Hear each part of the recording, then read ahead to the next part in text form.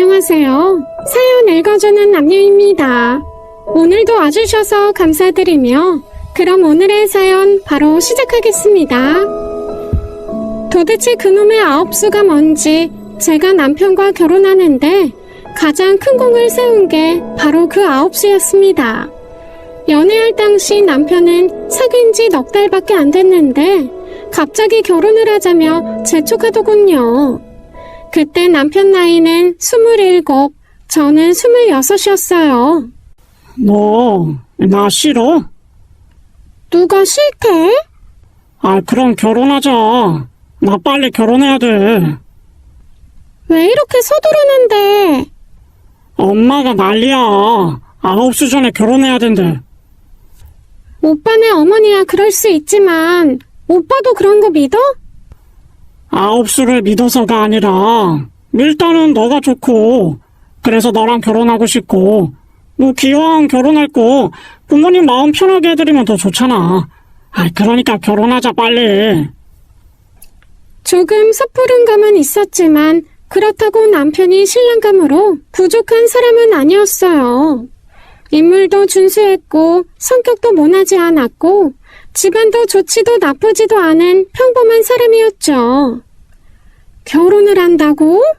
하긴 못할 것도 없지 뭐. 그 집에서 9수 타령한다며? 우리 집이야 그딴 거 개의치 않지만 사람만 괜찮으면 서둘러 해도 나쁘지 않지. 무엇보다 그 남자 좋은 회사 다니잖아.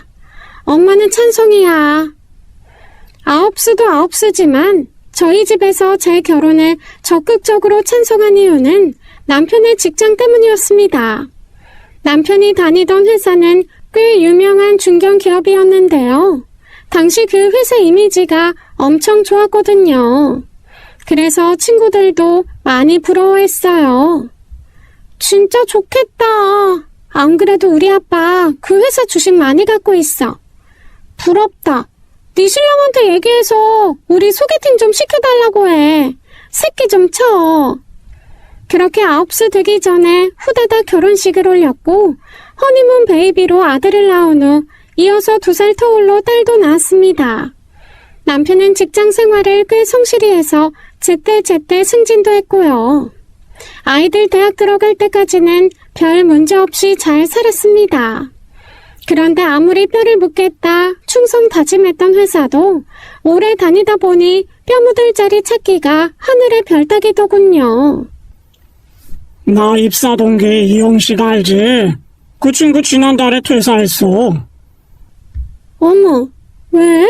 잘린 거야? 아니, 지가 관뒀어. 회사 생활 지겹다고 충전기 자격증 따겠대. 하긴 여러 번 승진에 밀렸잖아. 직장 생활에 정 떨어질 만도 하다. 그래서 말인데 나도 회사 관둘까봐. 무슨 소리야? 몇 년만 버티면 정년인데. 정년 채운다고 누가 상 줘? 일찌감치 때려치우고 제2의 인생 시작하는 게 낫지. 솔직히 정년 채우다가는 제명에 못 살 것 같아. 사실 그 전까지 별말 없어서 남편의 회사 생활이 힘든 줄 몰랐어요. 워낙 둥글둥글한 성격이라 두루두루 잘 지내는 줄 알았거든요. 세상에 쉬운 회사 생활이 어딨냐. 저 자식 먹여 살려야 되니까 이 약 물고 참는 거지. 근데 이 나이 되니까 힘들다 못해. 괴로워. 기껏 잘 돼야 임원 자리 하나 차지하는 건데 딱 봐도 나한테까지는 안 올 것 같아. 당신은 모를 거야. 내 나이쯤 되면 퇴사하는 사람들 하나둘씩 생기는데 이 형석이처럼 자기 인생 찾겠다고 나가는 거면 그나마 다행이야. 아파서 퇴사하는 사람들도 되게 많아. 작년에만 암 진단 받고 퇴사한 사람 2명이나 돼. 암이란 얘기를 들으니 가슴이 철렁 내려앉았습니다. 그게 남의 집 얘기만은 아닐 수도 있으니까요. 그러다 보니 남편의 선택을 무조건 말릴 수 없더라고요. 당시 큰아이는 휴학하고 군대에 가 있는 상태였고 딸아이는 학교 기숙사에 들어가 있었기에 달랑 저희 부부만 함께 살고 있던 터라 며칠간 그 문제에 대해 많은 얘기를 나눴습니다. 회사 관두면 뭐 하려고? 생각해둔 건 있어? 나 고향 내려가고 싶어. 그 시골을? 아직 아버지 엄마 계시니까 더 늦기 전에 가까이 살면 좋잖아. 못했던 아들 노릇도 하고. 거기 가서 뭐 하게? 농사라도 짓게? 못할 거 뭐 있어. 우리 아버지 평생 하신 일이고 지금도 하고 계시잖아. 사실 당신한테는 말 안 했는데 나 그동안 공부 많이 해놨어. 당신이 안 내려간다고 하면 뭐 나 혼자라도 내려갈 거니까 그런 줄 알아. 말릴 수가 없더라고요. 이미 제 의견은 중요하지 않았습니다. 남편은 저와 상의를 하는 게 아닌 통보를 하고 있었으니까요. 물론 제 입장에서는 싫다, 죽어도 싫다, 고향 내려가려거든 당신 혼자 가라라고 할 수 있었습니다. 하지만 그럴 수가 없더라고요. 왜냐하면 그 순간 남편의 얼굴을 유심히 봤는데 참 많이 늙고 지친 모습이더군요. 아이들이 부모 품 떠난 이후부터 진짜 부부의 시간이라는데 어쩌면 지금부터인가 보다 하는 생각이 들었어요. 시부모님은 젊어서부터 농사를 지으셔 남편과 신호대학 공부까지 시키셨습니다.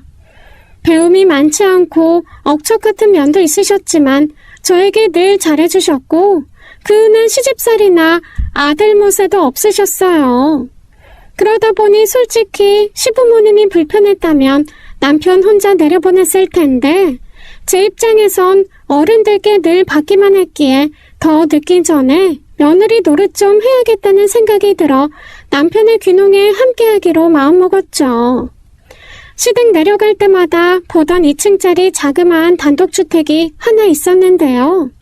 볼 때마다 빨래도 널려있고 마당에서 고추도 말리고 어떤 때는 집 앞에 자동차도 주차돼 있곤 했는데 몇 해 전 설 명절에 내려갔더니 이상하게도 썰렁한 분위기가 났습니다. 어머니, 저 집에 이제 사람 안 살아요? 네 아버지 친구네가 살았는데 몇 년 전에 바깥 양반 돌아가시고 그 후로는 할머니 혼자 살았거든. 근데 치매가 왔어. 여러 번 집 나갔다가 실종돼서 그때마다 난리도 아니었다. 결국 얼마 전에 서울 사는 딸내미가 모셔갔지. 그럼 이제 저 집은 어떡해요? 어떡하긴 뭘 어떡해. 그냥 저렇게 비워두는 거지. 찾아보면 이 동네 빈집들 많아. 다들 자식들 옆으로 떠나고 아예 세상 떠나는 사람들도 있고 팔려고 내놓는다고 해도 누가 저걸 사겠냐. 어머님 말씀대로 호호 벌판에 떡하니 있는 농가를 누가 사겠어요. 바로 제 남편이나 되니까 샀죠. 네, 남편은 그 집을 바로 매입했고 거의 집값에 육박하는 돈을 들여 리모델링까지 했습니다. 솔직히 리모델링 해놓고 보니 좋긴 하더군요. 그렇게 저희 부부는 서울 아파트를 전세 놓고 시댁 옆으로 이사를 했어요. 시부모님도 은근히 좋아하셨고요. 남편도 부모님 곁으로 오니 한결 마음이 편해 보였습니다. 아, 좋다. 바로 이거야. 내가 그동안 이 냄새를 얼마나 그리워했는데. 우선 며칠간은 좀 쉬어. 저수지 가서 낚시도 하고 책도 읽고 밭일은 천천히 시작해도 되잖아. 모르는 소리 마. 그게 그렇지가 않아요. 밭일이든 뭔일이든 하고 싶을 때 하는 게 아니거든. 그때 철에 맞춰야 해야지. 그래서 당장 잡초 정리부터 해야 돼. 아, 오랜만에 몸 쓸 생각하니까 기분 좋다. 그러나 그 좋은 기분은 딱 하루뿐이었습니다. 맨날 책상 앞에 앉아 일하던 사람이 하루 종일 땡볕 아래에서 허리 숙여 일하려니 그게 어디 쉽겠어요.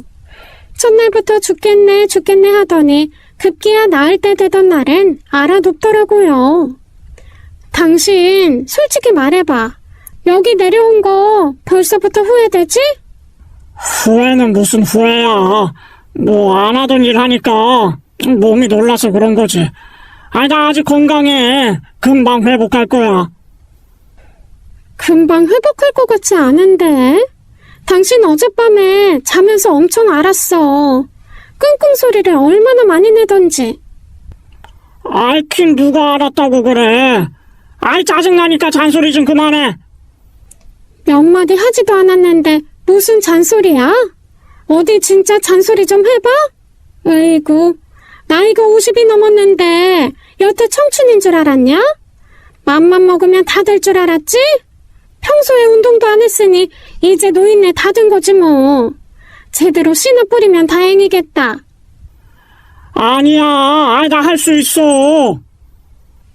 그래, 어디 한번 지켜보겠습니다. 일단 일어나 밥부터 드셔. 됐어. 안 먹어. 자존심을 약간 건드렸더니 실제로 다음 날부터 다시 밭일을 시작하더군요. 오랜만에 보는 남편의 귀여운 모습이었어요. 저희 부부의 귀향 소식을 듣고 백달같이 달려온 사람이 있었습니다. 오빠! 언니! 웰컴백! 남편의 하나밖에 없는 동생 신우였죠. 남편 말로는 어려서부터 똑똑하기로 유명해서 초중고 내내 반에서 1등만 했고 대학도 남편보다 훨씬 좋은 대학교에 들어갔대요. 그래서 부모님이 신우에게 걸었던 기대가 엄청 컸는데 그 기대가 무색하게 대학 졸업하자마자 속도 위반으로 결혼을 해버린 거예요. 혼자 프랑스 여행 갔다가 소매치기를 당했는데 거기서 우연히 만난 한국인 남자에게 도움을 받게 되면서 사랑에 빠져버린 거죠. 그 남자는 파리에서 유학 중이던 미대생이었습니다. 때문에 신우는 한동안 파리에서 살았어요. 아이도 거기에서 낳았고요. 그러다 남편이 프랑스 여자랑 바람이 나면서 이혼을 하고 결국 혼자 들어오게 됐습니다. 신우가 예고도 없이 불쑥 한국에 들어와 이혼 통보하던 날이 아직도 생생히 기억나요. 둘이 침대에서 빨개 벗고 누워있는 걸 내 눈으로 봤다니까? 그거 보고 어떻게 참아? 엄마 같으면 참겠어? 그렇다고 애까지 두고 오면 어떡해? 다른 사람도 아닌 프랑스 여자한테 애를 주고 오냐? 그년한테 준 거 아니야. 애 아빠한테 준 거지. 죽어도 지가 키우겠다는데 어떡해? 그러고도 네가 애미냐? 그 어린 걸 내려놓고 와? 몰라. 시댁에서 애 걱정 말고 네 인생 살려고 하는데 어떡해? 그때 신우네 시댁이 알아주는 부잣집이어서 위자료도 꽤 받은 걸로 알아요. 그러다 보니 경제적으로 여유 있는 집에서 애를 책임지는 게 맞다는 결론을 내린 것 같더군요. 그 위자료로 신촌 어딘가에 카페를 차렸지만 한 3년 장사했나? 결국 홀랑 말아먹고 시댁 부근으로 이사와서 초등학생 대상으로 학원을 운영하고 있었습니다. 그 와중에 저희 부부까지 내려갔으니 가족 전체가 고향에 모이게 된 셈이었죠. 아가씨, 어떻게 지내요? 학원은 잘 돼요? 잘 되겠어요. 차려놓은 거니까 그냥 하는 거지. 어쨌든 오빠랑 언니랑 여기 내려오니까 너무 좋다. 아이고, 기껏 공부시켜놨더니 결국 이러고 사냐? 그 좋은 머리를 시골에서 썩혀? 그건 오빠가 할 소리는 아닌 것 같다. 오빠도 결국 회사 때려치고 내려온 거잖아. 그나저나 애하고는 연락하고 지내는 거야? 아직도 파리에 산대? 아니, 지금은 미국. 작년에 미국 가서 만나고 왔어. 그건 그렇고 오빠, 나 돈 좀 빌려줘라. 신우는 매우 직설적인 사람이었습니다.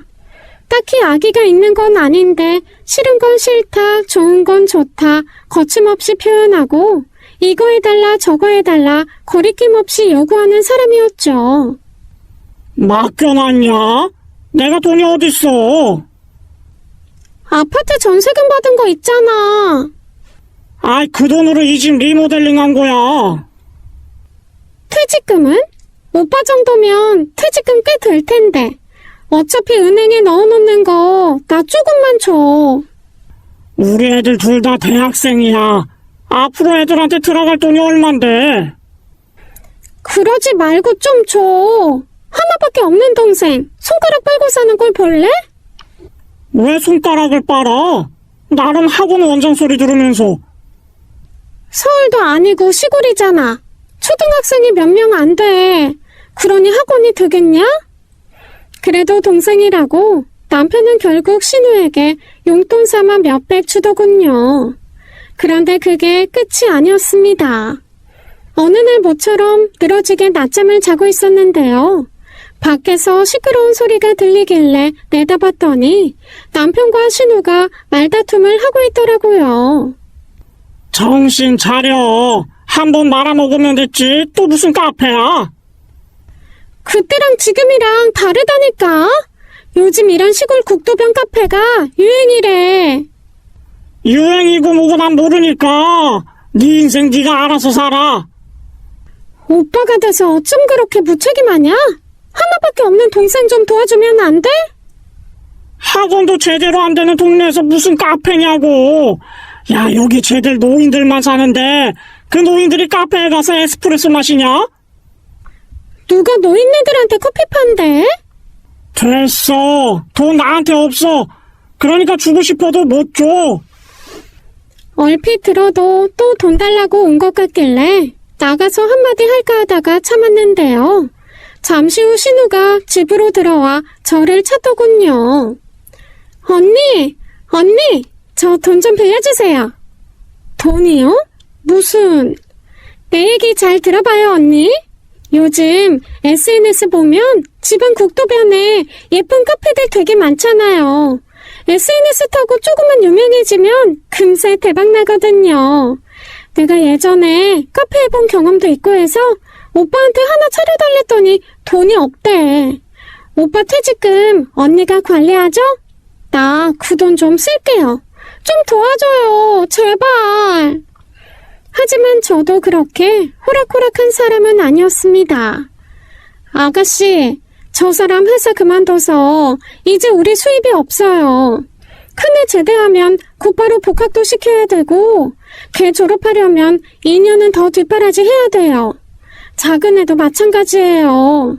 이렇게 대학생이 둘이나 있는데 수입이 없으니까 어떻게든 아껴 살아야 되잖아요. 그런데 어떻게 그 돈을 빌려줘요? 투자라고 생각하세요. 나 진짜 대박 터트릴 자신 있다니까. 저기 복숭아밭에 버려진 마을회관 하나 있잖아요. 그거 리모델링해서 카페 만들면. 아가씨, 미안해요. 아가씨 생각이 뭔지는 알겠는데 우리 사정 좀 봐줘요. 네? 진짜 둘 다 너무한다. 혼자 사는 동생이 제대로 좀 살아보겠다는데 그걸 쌩까냐? 그 후로 신우는 한동안 모습을 보이지 않았습니다.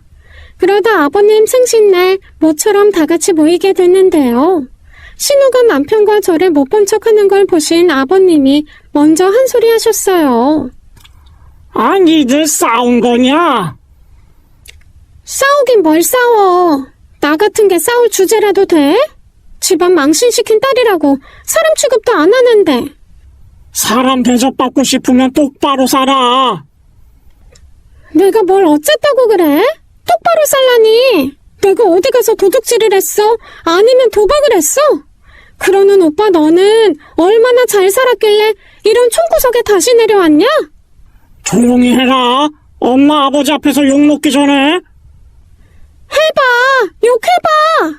오빠라고 지 식구들만 챙길 줄만 알고 아무것도 해준 거 없으면서? 남편과 신우가 투닥거리는 모습은 매우 흔한 일이어서 굳이 제가 끼어들 필요가 없었습니다. 그리고 시부모님도 신우가 또 돈 얘기 꺼냈구나 하는 걸 단박에 알아차리셨죠. 아, 얘가 또 뭐 해달라고 그랬냐? 저보고 카페 차려달래요. 아이, 학원은. 죽어라 애들 가르쳐봤자 월세도 안 나와요. 가뜩이나 애들 없는 동네에서 학원이 되겠어요? 기껏 있는 애들도 다들 서울 올려보내 공부 못 시켜 안달이잖아요. 여기서는 공부 못하나 뭐? 하여간 다들 꼴값이야 꼴값. 아버님은 애지중지 키운 딸이 이혼해서 혼자 사는 게 불쌍하다며 늘 감싸셨는데요. 반면에 어머님은 조금 다르셨어요. 지 새끼 하나 있는 것도 남의 나라에서 공부시키는 년이 누굴 욕해? 카페는 무슨 얼어 죽을 카페야. 더 늦기 전에 재혼할 생각이나 해, 이년아. 재혼은 무슨 재혼이야. 난 죽을 때까지 혼자 살 거야. 지랄 허네. 혼자 살 거면 등골이나 빼먹지 말든가. 서울에서 장사하다 망해먹고 내려와 엄마 아버지 돈 갖다가 학원 차려줬더니 그것도 제대로 못하고 이젠 오빠 돈까지 갖다 쓰려고? 그럼 어떡해? 머리 깎고 절이라도 들어가? 그러던가. 알았어. 나 지금 당장 머리 깎으러 갈 테니까 그런 줄 알아? 그렇게 절에 들어가겠다고 밥상머리를 박차고 나간 신우가 다시 모습을 보인 건 정확히 석 달 만이었습니다. 기가 막힌 건 스님이 되겠다고 갔던 사람이 임신을 해왔더군요. 8주 됐대요. 어떤 남자예요? 우리 학원생 아빠. 이혼한 지 3년 됐대요. 학부모 상담하다 눈 맞았지 뭐. 나름 공무원이에요. 면사무소 다녀요. 지난번에도 그러더니 이번에도 결혼하기 전에 애부터 갔냐? 순서가 뭐가 중요해. 잘 살면 되지. 안 그래요, 언니? 신우 재혼 발표는 한편으론 기쁘면서도 또 다른 한편으론 걱정거리를 잔뜩 안겨주었습니다. 워낙 자유분방한 사람이라 애딸린 남자랑 잘 살 수 있을지, 또 나이 40에 임신을 했기에 출산까지 잘 버틸 수 있을지, 무사히 아이를 낳는다 해도 배다른 아이들을 잘 키울 수 있을지, 걱정거리가 꼬리에 꼬리를 물고 이어졌죠. 그런데 의외로 모든 게 순탄했습니다. 입덧도 거의 없었고요. 출산도 아이와 산모 모두 건강하게 잘 이뤄졌죠. 그 후 곧바로 학원을 정리하고 두 아이 엄마로 자기 역할에 최선을 다하더군요. 시부모님도 매우 만족해하셨어요.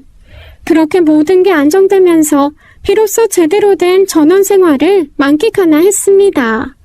그런데 이번엔 아버님이 사고를 치셨어요. 말 그대로 사고였어요. 교통사고요. 늘 그렇듯 새벽 일찍 일 나가셨다가 새참으로 막걸리를 드시고 술이 덜 깬 상태에서 경운기 몰고 집으로 돌아오는 길에 주차되어 있는 자동차를 쭉 긁으셨다네요. 문제는 그게 다가 아니었습니다. 아버님 딴에는 마음에 걸렸던지 차 문틈에 10,000원짜리 한 장을 끼워놓고 오셨는데 그 장면이 블랙박스에 생생하게 찍혀 신고가 들어온 거예요. 그러게 내가 술 마시고 경운기 몰지 말라고 했잖아요. 명체촉한다고. 매일 아침 저녁으로 몇십 년의 다닌 길인데 이 막걸리 조금 마셨다고 집을 못 찾겠어. 그럼 조심해서 올 것이지 왜 남의 차는 긁어? 그래서 돈 놓고 왔잖아. 돈 10,000원으로 어떻게 차를 고쳐요? 자전거 고치는 것도 10,000원은 넘겠네. 참 그만 좀 쫑알대. 사람이 죽길 했어. 농사를 망치길 했어. 그깟 물어주면 될 거 아니야, 물어주면. 하지만 물어주기엔 너무나도 큰 돈이었습니다. 아버님이 쭉 긁은 차는 벤츠 지바겐이었거든요. 무려 2억이 넘는 차였습니다. 아니, 그 양반들은 왜 시골길에 그 비싼 차를 세워뒀다냐? 사진 찍는 걸로 먹고 사는 사람들이래요. 이 동네 출사 왔다가 자동차 잠시 세워두고 야산에 가서 사진 찍으러 갔었대. 사방팔방 돈바뿐인데 왜 여기까지 와서 사진을 찍어? 그거야 그 사람들 마음이고, 아버지 뺑소니 처벌 안 받은 것만 해도 얼마나 다행인데요. 경운기 아니고 보통 차였으면 음주 운전에 뺑소니까지 난리도 아니었을 거예요. 못 살아. 내가 못 살아. 가뜩이나 몇 년째 농사 안 돼서 있는 돈까지 까먹고 있는데 왜 사고를 쳐? 아버님이 일부러 그런 건 아니잖아요. 아무튼 나는 돈 없으니까 당신이 알아서 해결해요. 나 모르게 굽을 쳐둔 돈 있을 거 아니야. 내가 돈이 어딨냐? 아무튼 난 몰라. 돈 없어. 그때까지 정확한 수리비가 청구된 건 아니었지만 분명 큰돈이 들 일이었습니다. 바로 얼마 전 신우 결혼시키면서 시댁에서도 또 저희도 나름 목돈을 썼던지라 수리비가 얼마나 나올지 그 돈은 또 어떻게 충당할지 걱정이 많았죠. 어쩔 수 없지 뭐. 우리가 해드려야지. 어떻게 된 게 회사 다닐 때보다 돈이 더 들어가는지 모르겠네. 좋게 생각해. 다친 사람 없는 게 얼마나 다행이야. 만약에 아버님 다치기라도 하셨어봐. 그때는 진짜 농사도 다 망치고 난리도 아니었을걸? 어머님 지금 돈 걱정 때문에 밥도 못 드시고 계실 거니까 빨리 가서 말씀드리자. 돈 걱정 마시라고. 사실 안 써도 되는 돈 쓰는 일만큼 속 쓰린 일도 없잖아요. 특히 노인네들은 100원 한 장 아껴 쓰는 분들이라 생각지도 못한 돈이 나가게 되면 몇 날 며칠 시금을 전폐하는 경우도 있거든요. 그래서 우리가 해결하겠다 빨리 말씀드리고 싶었습니다. 그런데 싫다. 그 돈을 우리가 어떻게 쓰냐. 무슨 말씀이세요, 어머니? 남도 아니고 아들 돈인데요, 뭐. 아니야. 그 돈 건드리지 마라. 내 아들이 몇십 년을 뼈 빠지게 일하고 받은 귀한 퇴직금인데 그걸 어떻게 건드리냐. 그 돈은 우리가 쓰면 안 되는 돈이야. 전부 애들 밑으로 들어갈 돈이지. 그래도 어떻게든 해결은 해야 되잖아요. 어머님 수중에 돈 없는 거 뻔히 아는데. 돈은 없지만 땅은 있잖냐. 네? 땅이요? 평생 농사만 지으신 분들에게 땅이란 어떤 의미를 가지는지 잘 아실 거예요. 매 봄, 여름, 가을, 겨울 쉴 틈 없이 파내고 씨 뿌리고 걷어들이고 다시 잘 다지고 땅으로 농작물만 키우신 게 아니죠. 자식들까지 다 키워냈으니까요. 그야말로 삶의 터전인 셈인데 그걸 팔겠다고 결심한다는 건 굉장히 의미심장한 일이었습니다. 뭐? 땅을 판다고요? 마음 같아선 네 아버지 팔고 싶지만 누가 사주지도 않을 거고 그나마 가진 거라곤 땅밖에 없는데 팔아야지 어쩌겠어. 엄마, 그건 안 돼요. 그게 어떤 땅인데. 돈을 얼마나 물어줘야 될지 모르겠지만 고추밭 정도 팔면 되지 않겠어? 저나 남편이나 어머니 고집 꺾을 수 없다는 건 잘 알고 있었습니다. 그래서인지 집에 돌아온 남편은 눈물을 글썽거리며 속상해했죠. 어쩌다 보니 부모 피 빨아먹고 사는 자식 됐다. 야금야금 모아놓은 돈으로 나 결혼시키고 우리 집 살 때 보태주고 다시 알토란처럼 모은 돈 딸내미 학원 차리는데 보태고 그러면서도 땅 팔겠다는 소리 한 번도 안 하셨거든. 근데 겨우 사고 수리비에 물어줄 돈 없어서 땅을 판다고? 야, 난 여태 뭐 했냐. 엄마한테 목돈 한 번을 드린 적이 없네. 저도 마음이 너무 안 좋았어요. 남편 말이 맞아요. 시댁이 그 동네에서 가장 큰 땅을 갖고 있었기에 여태 그 자부심으로 살아오셨고 물려받은 그대로 자식들한테 주고 갈 거라고 입버릇처럼 말씀하셨거든요. 다시 말해 시부모님이 땅을 판다는 건 당신들의 자존심을 파는 일이었습니다. 속상한 마음에 혼자 소주를 2병이나 비우고 잠든 남편을 보니 마음이 안 좋더라고요.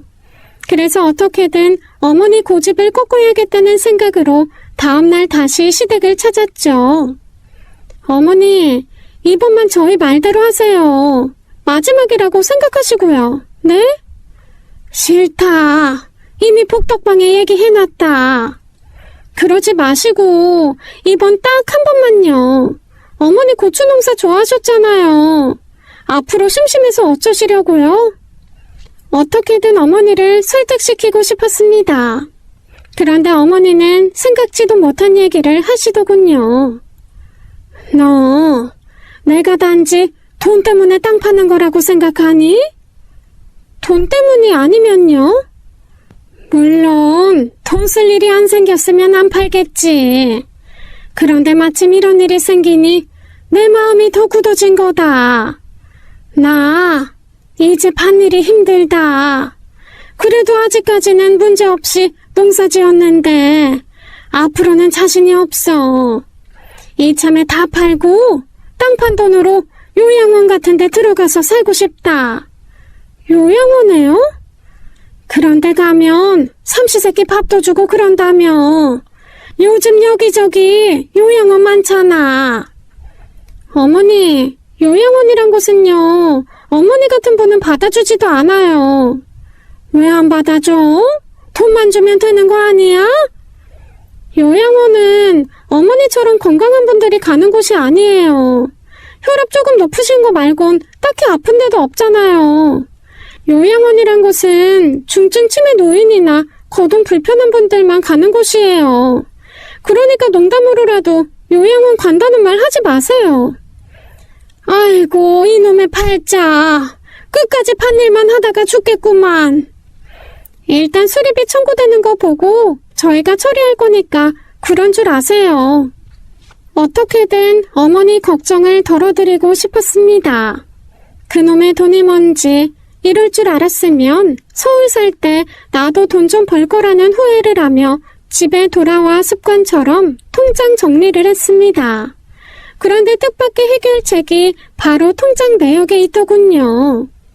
꽤 오래전 아버님이 경운기를 새로 사시고 고사를 지낸다며 막걸리를 사다 부으셨어요. 그때 그 모습을 보면서 나눴던 얘기가 생각났습니다. 아버님, 무탈하게 오래오래 타셔야 돼요. 아이, 그러려고 먹기도 아까운 막걸리 붓는 거 아니냐? 이게 내 목숨줄이나 다름없으니까. 막걸리만 믿을 수는 없으니까 제가 막걸리보다 더 확실한 부적 사드릴게요. 혹시 사고가 나더라도 보상받을 수 있게 제가 보험 들어드릴게요. 네, 그때 제가 아버님 경운기 앞으로 보험 들어놓은 게 있었습니다. 자동차 보험처럼 1년마다 한 번씩 보험료가 나갔는데 마침 제가 통장 정리했을 때 그해 보험료가 빠져나갔더라고요. 곧바로 보험사에 전화 걸어 문의했더니 다행히 보상이 된다더군요. 로또에 맞은 듯한 기분이었습니다. 그 길로 다시 시댁으로 달려가 어머님께 말씀드렸더니 그래? 네가 그런 걸 해놨어? 네, 그러니까 우리 돈 안 써도 된다고요. 어머니, 빨리 복덕방에 전화하셔서 땅 안 판다고 하세요. 그래, 알았다. 지금 전화하시라니까요. 당장 임자가 나타난 것도 아닌데 서두를 거 뭐 있냐. 이따 전화할 테니까 어서 가봐라. 아무튼 고맙다. 내 땅은 아니지만 그래도 지킬 수 있다고 생각하니 정말 좋더라고요. 모처럼 며느리 노릇 제대로 한 것 같아 어깨도 익숙해졌어요. 그런데 참 이상했습니다. 일이 다 해결됐는데도 어머니는 땅을 팔겠다는 의지를 굽히지 않으셨어요. 대체 왜 그러시는 걸까 좀 자세히 살펴볼 필요가 있었습니다. 어머니, 복덕방에 전화하셨어요? 해야지. 한다 하면서 자꾸 까먹네. 말은 이렇게 하셨지만 어머니 평소 성격에 비추어 보면 절대 그런 걸 까먹을 분이 아니셨어요. 그리고 한 가지 더 이상한 점이 있었습니다. 한참 밭일에 손이 많이 갈 때였는데 어쩐 일인지 밭에 잘 나가지도 않으시더군요. 세상 그 누구보다도 성실하고 부지런한 분이 그러시니까 정말 이상하더라고요. 문득 덜컥 겁이 났습니다. 여보, 이따 읍내 다녀오는 길에 부동산에 들러서 어머니 땅 안 판다고 당신이 얘기 좀 하고 와. 엄마 아직도 전화 안 했대? 응, 그러니까 당신이라도 서둘러. 알았지? 그런데 집에 돌아온 남편이 더 이상한 말을 하는 거예요. 땅 판다는 말 못 들었는데? 오히려 나한테 묻더라. 그걸 왜 파냐고. 그래? 이상하다. 어머니가 땅 파는 문제로 누구랑 통화하는 거 내가 직접 들었거든. 그렇다고 엄마가 다른 부동산에 내놓진 않았을 텐데. 좌우간 난 바쁘니까 이따 당신이 엄마한테 직접 물어봐. 그 무렵 남편은 새로 심은 모종에 해충이 낀다고 온정신이 벌레 잡는 데 가 있어서 하루 종일 전쟁을 치르고 있었어요. 시골 땅이라는 게 쉽게 팔리는 게 아니야. 여기저기 내놔도 안 팔리는 땅은 죽어도 안 팔려. 그러니까 당신도 너무 신경 쓸 거 없어. 저도 잘 알아요. 남편 말이 맞다는 거. 하지만 땅이 팔리고 안 팔리고를 떠나 제가 꺼림칙하다고 생각했던 건 어머니의 달라진 모습이었거든요. 그래서 어머니께 직접 물어봤습니다. 어머니, 땅 어디에 내놓으신 거예요? 아까 그 사람이 읍내 나갔다가 홍 사장님 부동산 들러서 물어보니까 얘기 들은 거 없다고 했다던데요? 뭐 그런 걸 묻고 다니냐. 걱정되니까 그랬겠죠.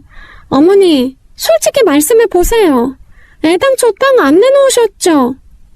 제가 좀 과할 정도로 꼬치꼬치 캐묻자 그제서야 어머니는 제게 모든 걸 털어놓으셨습니다. 땅 내놨어. 지난번에 말한 고추밭만 내놓은 게 아니라 전부 다 내놨어. 전부 다. 전부 다요? 왜요? 전에 말했잖아. 농사일 힘들어서 그만하고 싶다고. 나만 그런 게 아니야. 네 아버지 이번에 사고 친 것도 그렇고 그 영감이 재작년부터 갑자기 여기저기 아픈 데도 많고 이대로 계속하다가는 진짜 밭에서 일하다 죽겠더라고. 그래서 이참에 있는 대로 싹 다 팔고 네 아버지랑 요양원 아니 실버타운 들어가서 살란다. 갑자기 그런 생각을 왜 하셨는데요? 마음 같아서는 안 팔고 니들 물려주려고 했는데 알아보니까 몇 년 사이 땅값이 엄청 올랐어. 들리는 소문에는 여기 싹 다 개발된다는 말도 있더라고. 아마 그런 소문 때문에 오른 것 같은데 마침 사겠다는 작자가 나타났다. 그래요? 누군데요? 언제더라? 네 아버지 사고 치기 전인데 느닷없이 어떤 업자가 찾아왔어. 땅 팔 생각 없냐고. 처음엔 없다고 했지. 그런데 겁나 비싸게 쳐주겠다는 거야. 골프장인지 뭔지 짓고 싶다고. 그래서 생각해보겠다고 했는데 마침 네 아버지가 사고를 쳤지 뭐냐. 그래서 그날 바로 전화했지. 그 사람이 자기 잘하는 데 있다고 좋은 실버타운까지 알아봐준단다. 뭔가 찜찜했습니다. 시댁 땅은 아무리 봐도 골프장 들어설 입지가 아니었거든요. 그 후로 몇 번이나 왔다 갔어. 우리 땅이 어디서부터 어디까지인지 나도 정확히 몰랐는데 그 사람이 나보다 더 잘 알더라. 그 사람 또 언제 만나기로 하셨어요? 아까 전화 와서 뭘 해보자고 하던데? 느낌이 안 좋았습니다. 설령 어머니 말이 다 맞는다고 해도 저와 남편이 직접 만나 얘기 들어볼 필요가 있었죠. 집에 돌아와 남편과 상의를 했어요. 아무래도 이상하니 우리가 자세히 알아보자고. 그런데 남편은 엄마 하고 싶은 대로 하시게 하자. 괜히 껴들면 우리가 그거 탐내는 거 같잖아. 탐을 내든 아니든 중고차 파는 것도 아니고 어머니 아버지 입장에선 전재산 파는 거나 마찬가지인데 제대로 알아봐야 될 거 아니야. 정 그렇게 찜찜하면 당신이 만나봐. 나 지금 거기에 정신 팔 겨를 없어. 왜? 벌레 때문에? 아유, 내가 이걸 왜 안다고 했는지. 저질러 놨으니 접을 수도 없고. 농사 이게 보통 일이 아니다. 해충 좀 잡히나 했더니 이번엔 잡초가 날리고 내가 아주 돌재경이야. 남편은 밭일 이외에 그 어떤 것도 눈에 들어오지 않았습니다. 부모님 재산이 왔다 갔다 하는 판국인데도 저렇게 태평하다니. 한편으로는 참 우직한 사람이구나 싶어 좋게 생각하기로 마음먹었어요. 그래서 결국 땅 사겠다는 사람은 저 혼자 만나게 됐죠. 저보다 10살 정도 많아 보이는 남자였는데 딱 봐도 돈 좀 굴리는 사람처럼 보이더군요. 저희 부모님 땅 사고 싶으시다고. 아, 며느님 되시는구나. 사실 제 성친하고 아버님하고 오래전부터 잘 아는 사이였습니다. 그래서 어렸을 때부터 아버님을 배웠어요. 뭐 뵐 때마다 며느님 칭찬을 많이 하시길래 뭐 언제 한번 봤으면 좋겠다 했는데 이렇게 보네요. 보시기에 가치 있는 땅인가요? 내가 젊어서부터 땅에 관심이 많았어요. 아무것도 모르고 덤비다가 사기당해 큰돈 날려본 적도 있고 뭐 반대로 큰돈을 번 적도 많고. 근데 이제 나이가 많이 들어서 좀 편하게 살고 싶더라고요. 마지막으로 고향에 골프장 같은 거 하나 지어서 여유롭게 살고 싶은 거지. 사실 전국 여기저기 안 다녀본 데가 없어요. 몇 년을 뒤졌는지 몰라. 근데 여기가 딱이야. 완전 100% 마음에 드는 건 아니지만 그래도 고향이니까 이만한 데가 없더라고요. 근데 이 동네는 농가가 많아서 땅만 매입한다고 해결될 것 같지는 않은데요.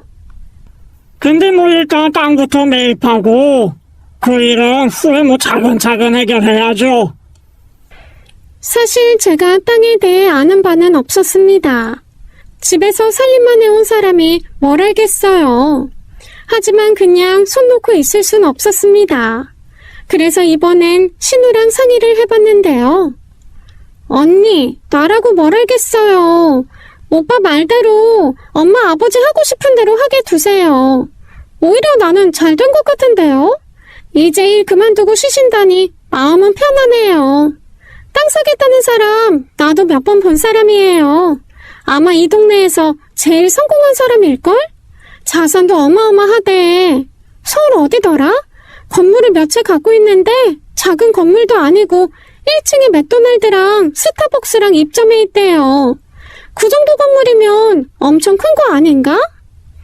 그 무렵 딸아이를 만날 일이 있어 서울에 갈 일이 생겼습니다. 간 김에 못 보던 친구들도 몇 명 만났는데요.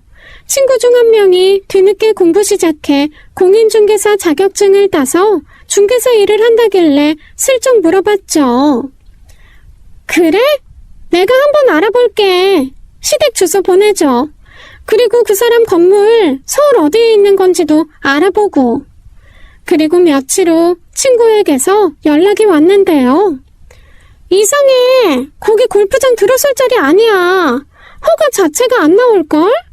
그리고 건물도 그 사람이 명의 아니던데? 알아보니까 건물주가 연예인이야. 아무리 생각해도 좀 이상한 것 같으니까 만나서 이것저것 더 물어봐봐. 나도 조금 더 알아볼게. 그 길로 시댁으로 달려갔어요. 땅 사겠다는 그 남자가 마당에 앉아 아버님과 술을 마시고 있더군요. 아이고, 며느님 오셨네. 아버님이랑 기분 좋게 막걸리 한잔하고 있었습니다. 이 녀석이 내 친구 아들이야. 이 먼저간치 아버지한테 효도 못했다고 나한테 이렇게나 잘한다, 야. 아버지 친구면 뭐 아버지랑 다름없죠, 뭐. 아버님은 이미 많이 취하신 상태여서 몸도 제대로 못 가누고 계셨습니다. 아버님, 너무 많이 취하신 것 같은데 일단 들어가서 누우세요. 아버님을 자리에 눕히고 나와 그 사람과 독대를 하게 됐어요. 알아보니까 이 동네는 골프장 허가가 안 난다던데요. 입지 조건 자체가 안 된다고 해요. 아이고, 며느님도 참 세상에 안 되는 일이 어디 있습니까? 뭐든 마음만 먹으면 다 됩니다. 저 여기 아는 사람 많아요. 친한 국회의원도 여러 명 되고요. 작정하고 여기저기 얘기 넣으면 다 해결됩니다. 순간 느낌이 팍 오더라고요.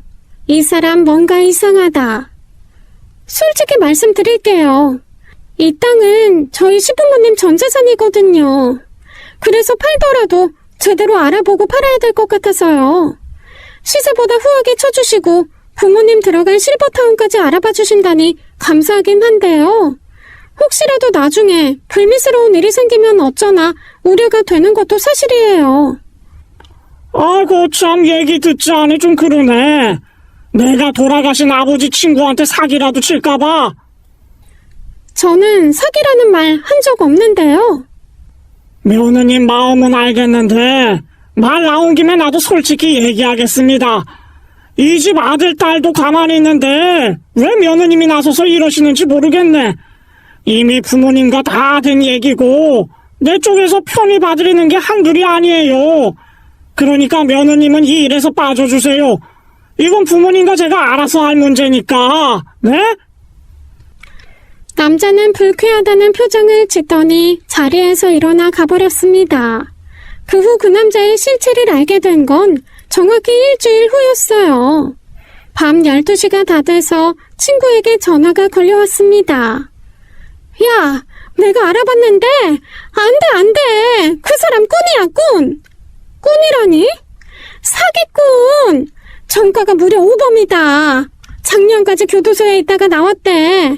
서울에서 2번 사기 쳐먹고 이젠 조직적으로 시골 노인들 등쳐먹고 다니는데 요전에 들어갔던 것도 어떤 노인네 속여서 땅을 해먹었는데 그 노인네가 사기당한 거 알고 화병 나서 죽었단다. 수법이 완전 똑같아. 고급 실버타운 알아봐주겠다. 노후 편하게 보낼 수 있게 해주겠다. 그렇게 노인들 속여먹는 거지. 그리고 진짜 중요한 거는 매번 친구 아들이라고 접근한대. 그러니까 절대 속지 마. 시부모님께 빨리 말씀드려. 전화를 끊고 시댁으로 달려갔습니다. 너무 늦은 시간이라 두 분 다 주무시고 계셨는데요. 마루에 서류봉투가 있길래 열어보니 실버타운 팜플렛이었어요. 하지만 가짜였죠. 검색해보니 그런 곳은 있지도 않더라고요. 친구 말이 맞았습니다. 그 인간이 시부모님께 사기를 치려던 게 분명했죠. 모든 사실을 남편과 신우에게 말하고 다 함께 부모님을 만나 말씀드렸습니다. 저 혼자 얘기하면 안 믿으실 것 같았거든요. 엄마, 올케 언니 아니었으면 이거 다 날릴 뻔했어. 낸들 알았냐? 그놈이 사기꾼인걸. 네 아버지 친구 아들이라니까 믿은 거지. 아버지 친구 아들인 건 맞아요? 그것도 아니지? 아유, 어릴 때 보고 다시 보는 거라. 아유, 얼굴은 기억이 안 나. 뭐, 지가 내 친구 아들이라니까 그런가 보다 한 거지. 그러게, 멀쩡한 땅을 왜 팔아요? 나중에 우리 주기로 했으면서. 어머니와 아버님은 아무 말도 못하셨습니다. 그 마음은 알 것 같았어요. 그저 자식들에게 미안하셨겠죠. 그리고 잠시나마 시설 좋은 실버타운 들어갈 생각에 마냥 부풀어 있던 마음이 산산조각 났으니 그 속이 오죽하셨겠어요. 그러게 말이다. 다 늙고 괜한 욕심냈나 보다. 알았으니까 다들 가. 피곤하다. 사기를 피하고 땅을 지킬 수 있어서 다행이긴 했지만 그 후로 두 분의 기력은 급격히 쇠하셨습니다. 그도 그럴 것이 그토록 하기 싫었던 농사일을 다시 해야 한다는 게 얼마나 싫으셨겠어요. 옆에서 보고 있자니 마음이 너무 아팠습니다. 게다가 아버님은 예전보다 술을 더 드셨죠. 귀찮다. 니들이나 챙겨 먹어라. 그나저나 네 아버지 저렇게 밥도 안 먹고 술만 퍼먹다 한 방에 갈까봐 겁난다. 네가 좀 붙잡고 얘기 좀 해라. 내 말은 씨도 안 먹혀. 볼 때마다 말씀드렸죠. 약주 줄이시라고요. 하지만 통할 리가 없었습니다. 말로는 알았다고 하셨지만 늘 술에 쩔어 사셨어요. 어머님, 아버님, 밭일 그만하게 해드리자. 당신 그거 모르는구나. 엄마 아버지 밭일 손 놓으면 진짜 병나. 그 말도 맞긴 한데 지난번 그 일 겪은 후에는 밥도 잘 안 드신단 말이야. 실버타운 들어간다고 얼마나 좋아하셨는데. 근데 방법이 없잖아. 땅이라도 지킨 게 다행이지. 아들은 역시 아들이구나 싶었어요. 그래서 이번에는 신우랑 상의를 했죠. 언니 말이 맞아요. 며칠 전에는 엄마가 나 붙잡고 울더라. 밭일 지긋지긋하다고 남은 인생 다른 사람 수발받으면서 살 줄 알았는데 이게 뭐냐고. 그래서 같이 막 울었지 뭐. 방법은 오빠가 빨리 바늘 익혀서 대신 해주는 것밖에 없잖아요. 나는 이제 막 애 키우기 시작해서 정신도 없고. 곰곰이 생각해봤어요. 진짜 방법이 그것밖에 없을까. 어떻게든 어머님, 아버님 편하게 해드리고 싶은 마음뿐이었거든요. 결단을 내려야 했습니다. 평생 자식 위해 희생하고 사신 분들이니 이제는 자식들이 희생을 감수해야 될 때가 됐다 싶었어요. 그래서 남편과 신우를 불러 얘기했습니다. 두 분 실버타운 보내드려야겠어요. 돈이 어딨어? 당신 퇴직금 써야지 뭐. 그럼 우린 뭐 먹고 살아? 벌어야지. 아직 젊잖아. 아버님 하시는 밭일 앞으로는 당신이 할 생각해. 나도 도울게. 저 넓은 걸 어떻게 나 혼자 하냐? 왜 못해? 아버지는 평생 혼자 하셨는데. 어찌됐건 더 늦기 전에 편히 모시자. 우리 살 길 생각하느라 두 분 계속 고생하게 할 순 없잖아. 난 찬성. 솔직히 오빠 여기 내려올 때 아들 노릇하겠다고 내려온 거 아니야? 이제 진짜 제대로 해봐. 지난번 사기꾼 일도 언니 혼자 다 해결했잖아. 그동안 오빠 너는 뭐 했냐? 그러는 너는 뭐 했는데? 애 키웠잖아. 내가 놀았어? 남매 둘이 싸움이 붙으면 그저 조용히 있는 게 상책이었습니다. 매우 익숙한 광경이라 제가 끼어들어봤자 좋을 일 없었고 무엇보다 두 사람 싸우는 거 지켜보는 맛이 꽤 재밌거든요. 늙음하게 애나 키우는 게 벼슬이냐? 늙음하기라니? 요즘 40 넘어서 애 낳는 사람이 얼마나 흔한데. 그리고 가뜩이나 애 안 낳는 나라에서 나 정도면 훌륭한 거지. 잘했다고 칭찬을 해줘도 모자랄 판에. 아이 그래서 유모차 사줬잖아. 그거 왜 사줬는데? 잘 키우라고 사준 거 아니야? 그래서 잘 키워보겠다는데 이제 와서 왜 벼슬이라니? 오빠가 돼서 그게 할 소리냐? 아이고 알았어 기집애야. 너 잘났다. 기집애 하지마. 나도 이제 애가 둘이야. 그나마 다행히 두 사람 다툼은 생각보다 그리 길게 가진 않았습니다. 대부분 짧고 강하게 끝나는 편이었죠. 이제와 얘긴데 언니한테는 늘 고마워요. 그때 내가 오빠 퇴직금으로 카페 차렸으면 아마 또 망해먹었을 거야. 아니까 다행이다. 근데 그 돈 엄마 아버지한테 쓰겠다니 정말 고마워요 언니. 나한테 학원 정리한 돈 조금 있거든? 그러니까 나도 조금 보탤게요. 그리고 애아빠한테 멀지 않은 곳에 있는 실버타운 알아봐달라고 할게. 되도록 우리랑 가까운 데 있어야 서로 마음이 편하니까. 일은 일사천리로 진행됐고 그렇게 시부모님은 멀지 않은 곳에 있는 실버타운으로 모셨습니다.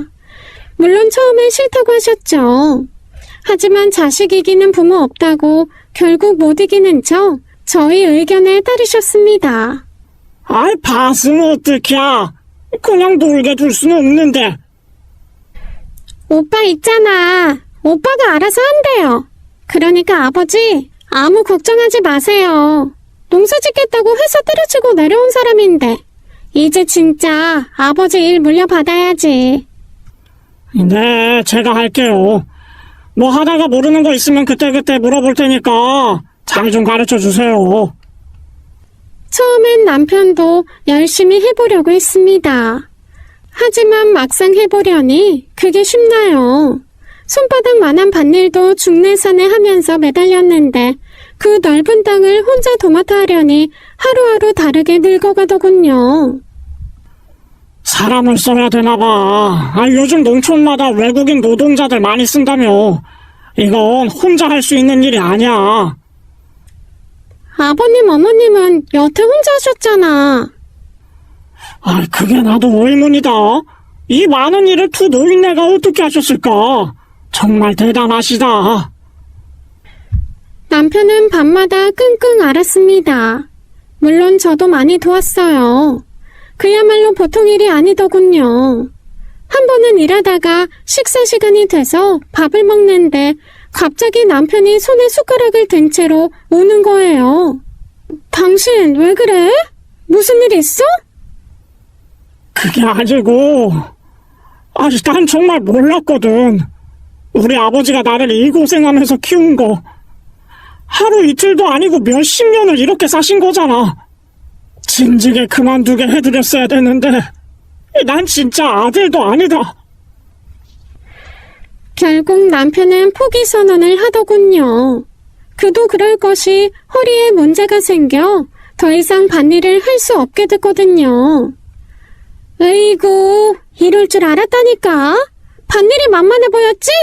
대충 씨 뿌려주면 알아서 다 크는 줄 알았지? 야, 너 그딴 소리 할 거면 집에 좀 가. 맨날 할 말 없으면 집에 가래. 진짜 한심하다, 한심해. 딱 4년 만이었어요. 부푼 꿈을 안고 귀농했지만 결국 정착하지 못하고 저희는 다시 서울로 올라왔습니다. 좋다. 이 매캐한 도시 냄새가 얼마나 그리웠는지 모를 거야. 당신 고향 내려갔을 때도 똑같은 소리 한 거 알지? 고향 냄새 그리웠다고. 그리움이라는 게 그런 거 아니겠냐. 며칠 있으면 또 밭 냄새가 그리워지겠지.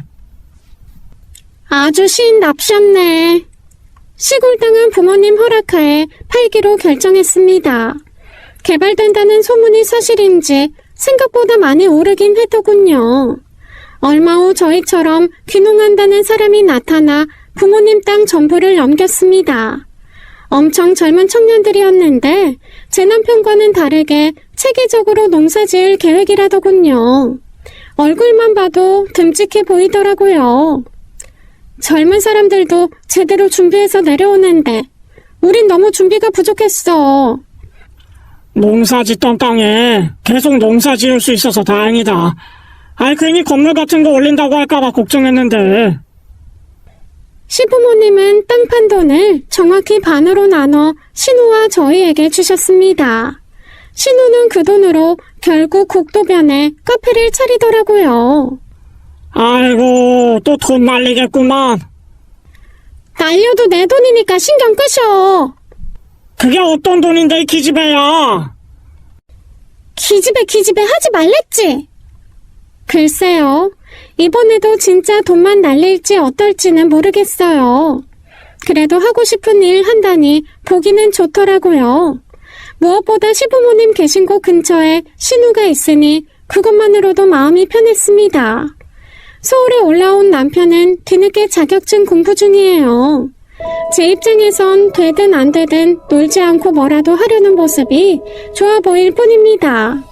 지난 4년간 참 많은 걸 배웠어요. 신우를 통해 천방지축 자유분방하게 살아도 행복할 수 있다는 걸 배웠고, 남편을 통해 별거 아닌 줄 알았던 농사라는 게 아무나 할 수 없는 위대한 일이라는 걸 배웠고, 무엇보다 그동안의 시부모님 노력이 진짜 숭고하다는 걸 배웠습니다. 두 분은 실버타운에서 편하게 잘 지내고 계세요. 많이 늦었지만 효도다운 효도한 것 같아 참 뿌듯합니다. 길고 긴 제 얘기 들어주신 분들, 댁내 어르신들도 모두 건강하고 행복하시길 기원하며 이만 마치겠습니다. 감사합니다. 지금까지 사연 읽어주는 남녀였습니다. 끝까지 시청해주신 여러분 감사드리며 저희는 다음 사연으로 돌아올게요. 감사합니다.